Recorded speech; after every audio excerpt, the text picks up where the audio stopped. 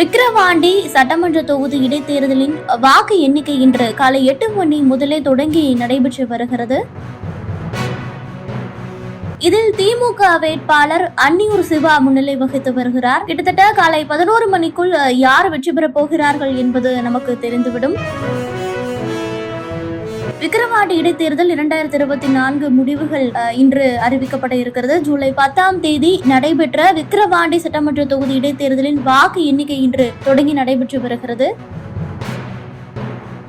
விக்கிரவாண்டி சட்டமன்ற தொகுதி இடைத்தேர்தலுக்கான வாக்குப்பதிவு 276 வாக்குச்சாவடிகளில் நடைபெற்றது. இந்த தேர்தலில் திமுக வேட்பாளர் அன்னியூர் சிவா, பாமக வேட்பாளர் அன்புமணி, நாம் தமிழர் கட்சி வேட்பாளர் டாக்டர் அபிநயா உட்பட 29 வேட்பாளர்கள் களத்தில் இருக்கிறார்கள்.